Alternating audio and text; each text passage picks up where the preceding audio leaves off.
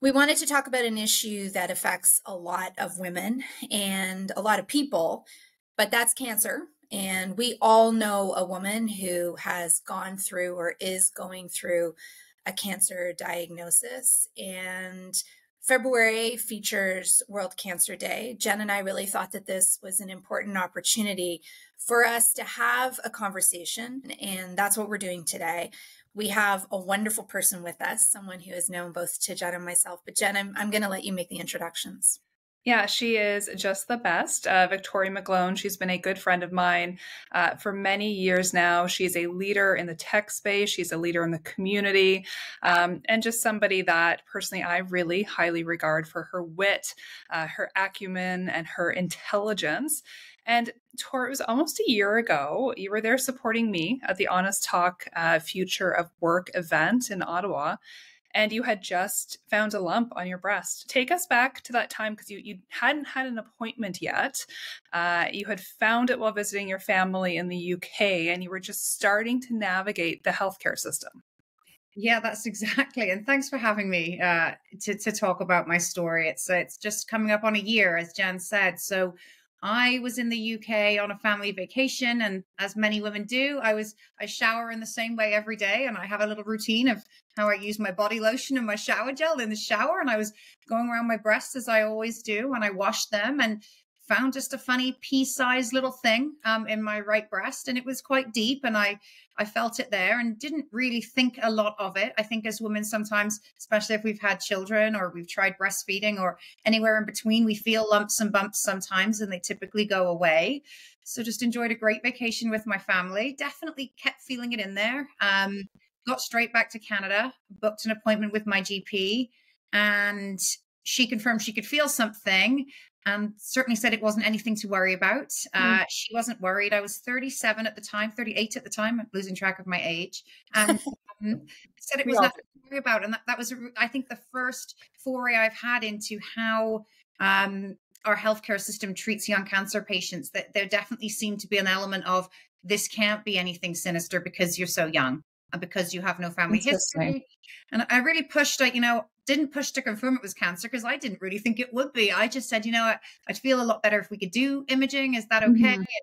My GP kind of reluctantly gave me a requisition. I finally got that appointment for imaging, and again, wasn't expecting it to be anything. I went alone. We have two young children at home, and it didn't occur to me to bring my husband, because again, I think as women, we go to all these sort of appointments alone. They're just more of an inconvenience in the schedule than anything else. And sure enough, I went for that mammogram, and I guess my world turned upside down right away. So that was a year ago. What happened, Tor?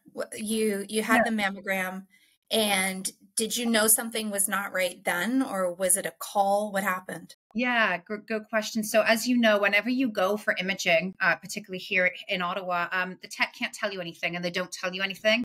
What I have learned is their eyes can tell you a lot, and their body language can tell you a lot. So I'd had a requisition for a mammogram, and now I understand what happens. They'll do the mammogram first, and if they see something that's a little odd, then they'll do an ultrasound at the same appointment. So at the time, I went for the mammogram first, and many of you women will know you kind of jam yourself into the machine. It's not a comfortable experience. And the technician, I use humor when I'm nervous, I think. So I'm making jokes and, oh, I hope you can see it in there, and it might not have disappeared. And tell me, do you see anything? How big is it? And I was kind of making jokes, and she wouldn't make eye contact with me.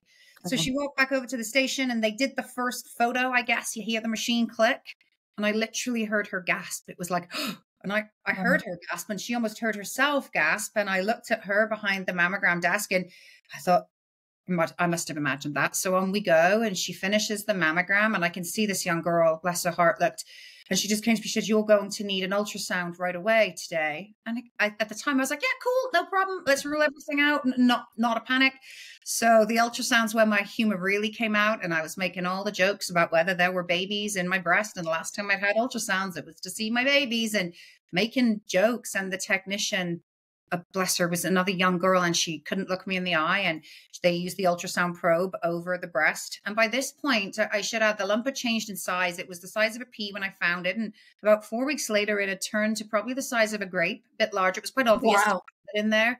Yes. And I would just assume it was a blocked milk duct or a gland. I don't know. And so, yeah, she was running the ultrasound probe over the breast there. And I could kind of recognize, when they draw the lines and they're clicking to measure the size of something in there. And then she moved the probe up under my armpit. And I guessed, oh, she's checking my lymph nodes. There'll be nothing there. And then she started doing the same under my armpit, where they measure and they click the arrows like to gather the size of something. And I couldn't feel anything under my arm at all. So I think I was still feeling pretty positive. And then she says, okay, we're done. You can go and get dressed. We did that, came out, took my gown off, put my big winter coat on. And as I opened the cubicle door, there was a woman there in a suit with a clipboard. She said, "Are you Victoria?" And I said, "Yeah." She said, "Would you like to come with me?" And that's kind of when you think, oh, I don't think this is too great. And we walked into her office here in the imaging clinic. Now, they can't tell you anything officially, but what I have learned since then is their report is pretty comprehensive. They know cancer when they see it, even if they can't tell you that. And she said, we have found something in your breast and 2 of your lymph nodes look suspicious.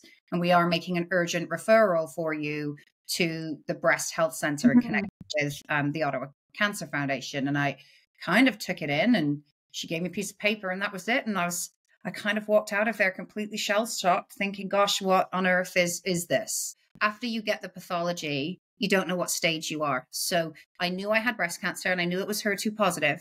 So I knew my odds were really good, but now you need the stage, right? And I think, we can touch on this in more detail, but I then am thinking, okay, am I stage 1 or am I stage 2? Or you hear the word stage 4, and many of us think, oh gosh, you're dying. So anyway, that was my next step. When they did refer me back to Ottawa, to the Ottawa hospital, the first thing they do is stage you. So that means you have to have CT scans, bone scans, and brain scans, where they essentially look through your whole body to see if the cancer is spread.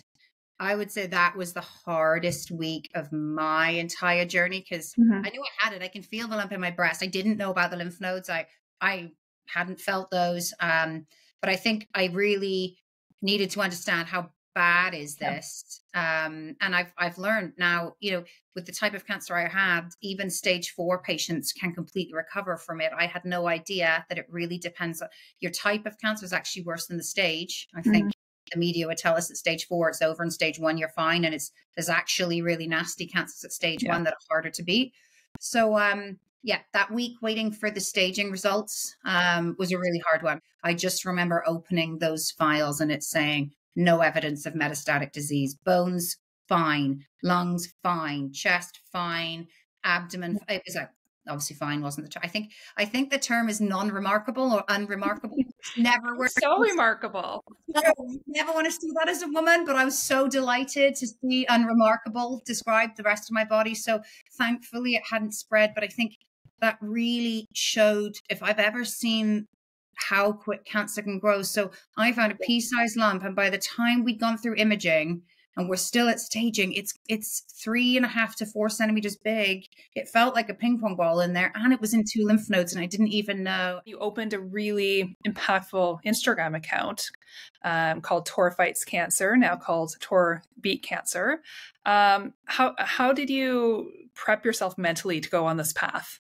I remember early on having the chat with my husband, and I remember saying, I think I might create an Instagram account and share my journey. And I remember seeing his face, and he's like, oh gosh, why, and why would you do this? And I didn't really know at the time why I was doing it. I just thought I should probably share. And in the end, it turned out to be one of the most cathartic and supportive places I found. My little corner of the world on Instagram. I had no idea how big the cancer community was.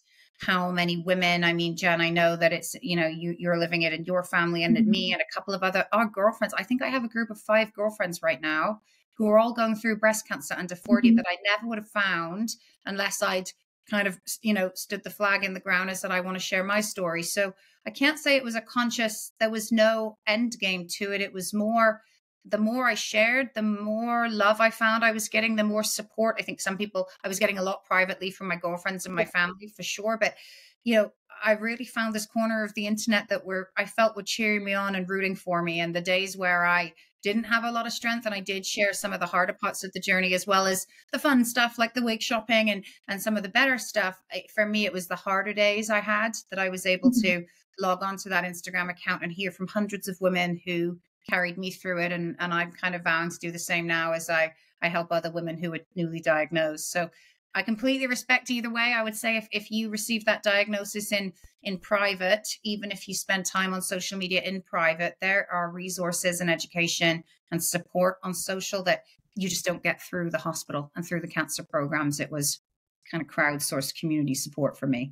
What's something you wish you would have known throughout your journey? I wish I would have known that this time next year I'd be okay. I actually said that this morning to my husband. As I said, we're coming up on a year this week. I actually got that call on pathology on World Cancer Day last year. So that was ironic. I think everyone tells you you're going to be okay. And I knew my odds were really good. But when you're going through it in the throes of chemo and the large surgery that I went through that we can talk about, I actually didn't see light at the end of the tunnel for a long time. You trudge every day. Gosh, it gets really tiring. And I think if I could tell myself anything, or, a woman with a new diagnosis, and it's early stage breast cancer is now considered stage 1 to 3 as early stage curable breast cancer now. It is curable. The odds are stacked in your favor to beat it. And, it's really nasty road. I wouldn't wish the year of treatment I underwent on anybody, but now a year later, I'm sledding down my hill with my kids, and I've got a wig collection of about 15 wigs. And yeah, it's, I just wish I'd known how well I would do out the other side. And I feel healthier and more in tune with my body and more grateful for my body than I ever had before.